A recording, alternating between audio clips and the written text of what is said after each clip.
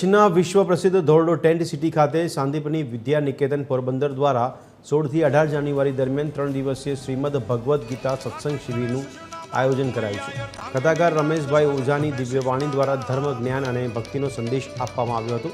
3 દિવસીય કાર્યક્રમ દરમિયાન સત્સંગ, યોગ, સાંસ્કૃતિક કાર્યક્રમો તેમજ દેશની સેનાઓના પરિજનો સાથે વિશેષ કાર્યક્રમો યોજાયા હતા। સાથે સાથે આ કાર્યક્રમમાં લોકગાયક કીર્તિદાન ગઢવીએ પોતાના સુરોથી લોકોને મંત્રમુગ્ધ કર્યા હતા। લોકોએ કીર્તિદાન ગઢવીના સુરો સાંભળી ઝૂમી ઉઠ્યા હતા અને આર્મીના જવાનો તિરંગા હાથમાં લઈ ઝૂમ્યા હતા।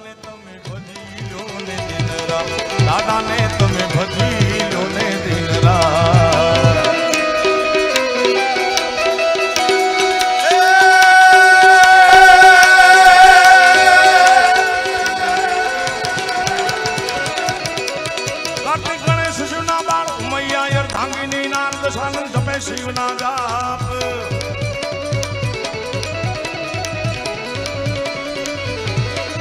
કાર્તિક ગણેશ શિવના બાળ મૈયા યર ધાંગીની નાનક સાનુ તપે શિવના જાપ દેવ પણ કરે છે એક જ વાત ભોળાને ભજી લો, શિવને ભજી લો, ભોળાને ભજી લો।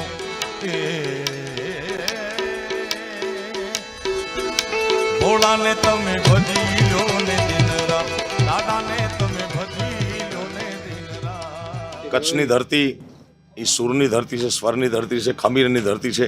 એમાંય કચ્છનું રણ, સફેદ રણ, આદરણીય ભારત વર્ષના યશસ્વી વડાપ્રધાન શ્રી મોદી સાહેબના વિઝનથી આ દુનિયાભરના માણસો, આખી દુનિયામાંથી માણસો સફેદ રણ જોવા માટે આવે છે, ધોરડોમાં આવે છે।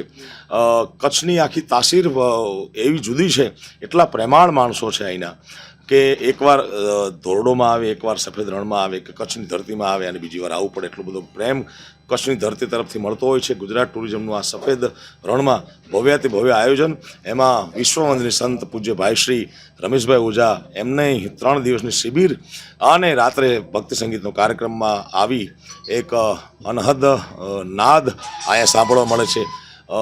ખૂબ ભક્તિભાવનું વાતાવરણ મળ્યું। શિબિરમાં ભાઈશ્રીના મુખે ગીતાજીના સૂત્રો, વચનો સાંભળવાનો અવસર મળ્યો અને કચ્છની ધરતીમાં આવવાનો અવસર વારંવાર મળતો રહે એવી ભગવતીની પ્રાર્થના।